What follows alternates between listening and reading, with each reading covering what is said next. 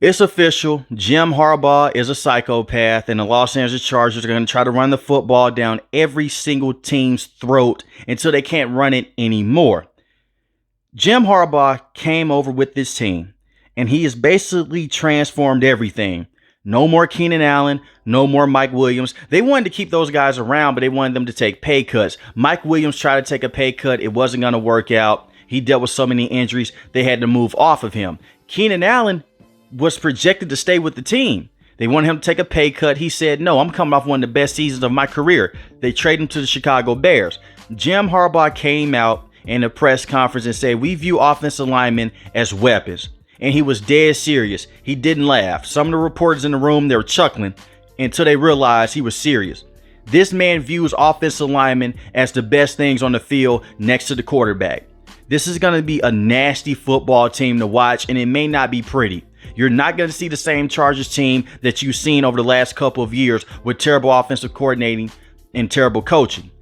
Give Kellen Moore his credit. He tried. He wasn't the best offensive coordinator. He did some different things, but it didn't work out with Justin Herbert. Don't get me started with Coach Lombardi. He was a terrible offensive coordinator with the Los Angeles Chargers. And don't get me started with Brandon Staley. I still have PTSD from watching him be the head coach with this organization. But Jim Harbaugh is officially going to come over and make this team a tough team to beat straight out the gate. If they can stay healthy, this is easily a playoff team in the AFC. They were a playoff team a couple of years ago underneath Brandon Staley, and they were up on the Jacksonville Jaguars, and they blew that lead, and nothing else was the same. But when I look at Jim Harbaugh, he's coming over off a great college career.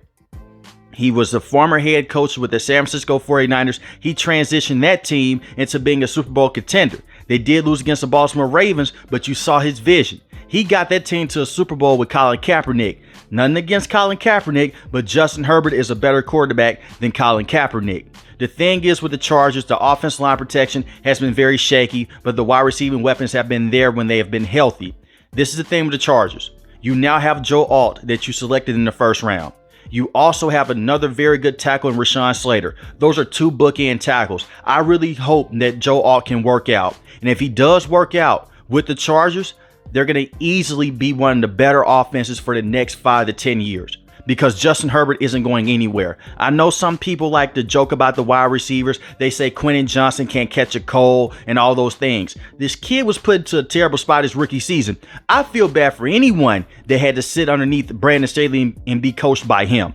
I think that Quentin Johnson is going to go out and shock a lot of people. I'm not saying that he's going to be a true number one wide receiver. I'm not saying that he's going to be Keenan Allen or Mike Williams. But you have a quarterback in Justin Herbert that's going to get you the football. If he can just slow down and just work on his hands, I think that he can be a very good wide receiver moving forward with the Chargers. It's the reason why they spent a first-round pick on this kid in last year's draft class. There's some talent there. The drops that he had, he was just running too fast. He was overthinking things. We've seen the same drops with Marquise Hollywood Brown in the past. We've seen the same drops with Chase Claypool in the past. Sometimes you're just running too fast. You're just trying to get to the football, and you just drop it.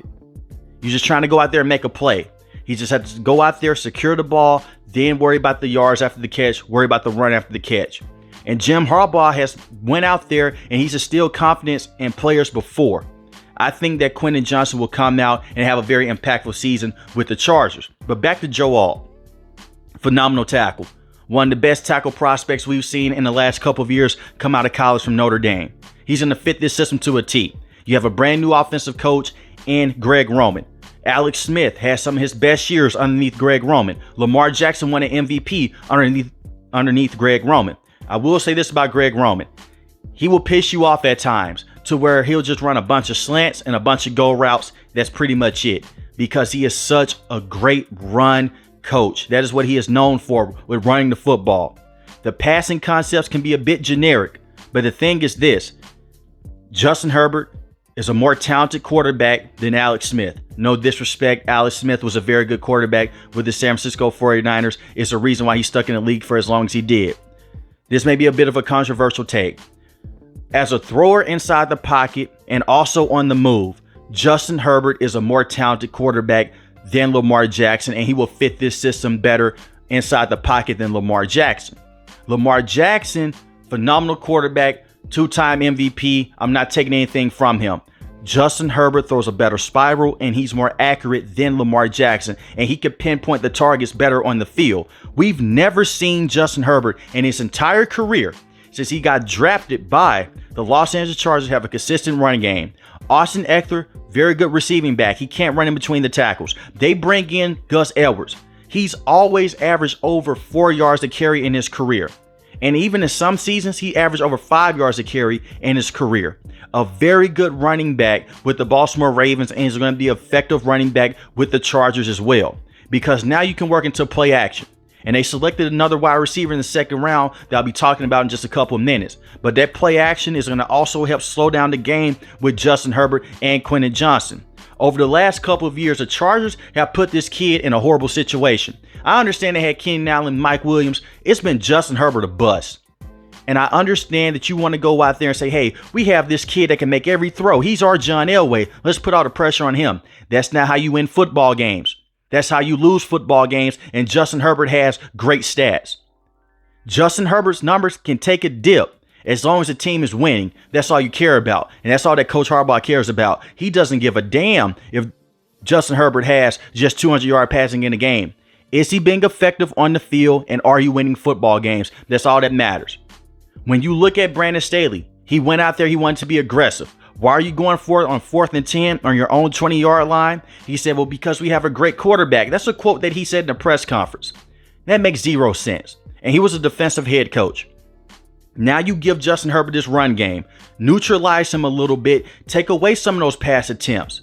If Justin Herbert can throw the football 25 to 30 times in the game, that's a winning success. That's a winning formula right there. That's a winning form of football right there. For the simple fact, you're not going to have as many turnovers from him. And he's not going to be prone to injuries as well. There's no reason to why he should be throwing the football over 40 times in the game. He's open to injuries because the offensive line has dealt with injuries and some of the wide receivers can't get off press fast enough. Quentin Johnson has that speed to do so. And they did select Ladd McConkey in the second round. Very good wide receiver from Georgia. Can fit inside the slot and can play on the outside as well. A lot of people thought that this kid would be a first-round pick. I really do like Ladd McConkey a lot. In 2023, he only had 30 catches for 478 receiving yards, 2 receiving touchdowns. His numbers were down, but he can fit so well inside that slot. He can go over the top of the field, can do a lot of things in between. He can do all the dirty work for you. He's going to be more effective at the pro level than he ever was at the college level, because you have to put this into context as well. He was playing alongside Brock Bowers. Brock Bowers got first priority, not Ladd McConkey. Ladd McConkey is a very good wide receiver, and Justin Herbert's going to get the most out of these guys around him. Then you also look at Joshua Palmer.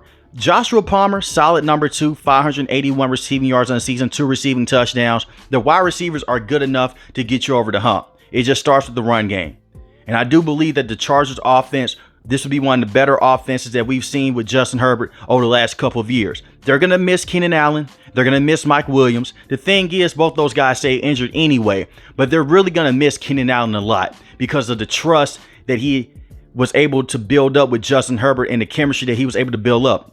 Basically, when Justin Herbert got drafted here, Keenan Allen was his best friend on the field. I really wish they would have kept Keenan Allen around, but I understand why they didn't. It comes down to the offensive line protection and the run game as a whole. But I like what Jim Harbaugh is doing. He's trying to turn them into a complete contender. And their roster is good enough to get them over the hump, even against some of the tougher teams in this division like the Kansas City Chiefs. And I want to zone in on the Kansas City Chiefs. Over the last couple of years, there's been a couple of fluke plays that have kept the Chargers away from beating the Chiefs. We go back a couple of years ago. Brandon Staley had Derwin James on Travis Kelce one-on-one. They lose that game. Why the hell is he on Travis Kelce one-on-one to begin with when he is not known to be one of the best cover safeties in the NFL? He is known to be a thumper. Why do you have him one-on-one with one of the best tight ends, if not the best tight end in the NFL? Makes zero sense. We go back to another year. They were in the game close with the Chiefs. Gerald Everett is trying to check out the game. Brandon Staley should have called a timeout. Justin Herbert couldn't throw the football anywhere else. He throws to Gerald Everett. He's too tired to make a play, and he was hurting as well. He throws a pick six. They lose the game by 7 points. Little things like that is what is keeping them away from beating and contending with the Kansas City Chiefs. They have the talent. They have the quarterback. Now they have the head coach, the offensive coordinator, and defensive coordinator as well. And I do want to talk about their defense. For Brandon Staley to be this great defensive minded coach that he was supposed to be, this defense was terrible this season. Now, they went out there and they made some changes.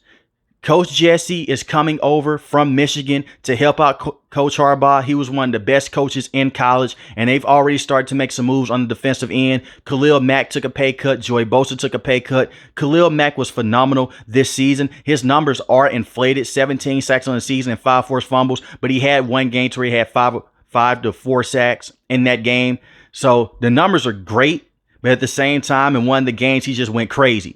But he was their main pass rusher because Joey Bosa has missed time. Over the last couple of years, he hasn't been able to stay healthy. If he can stay healthy, Joey Bosa can be one of the better pass rushers in the AFC. And hopefully he can stay healthy because the defense is better when he is on the field.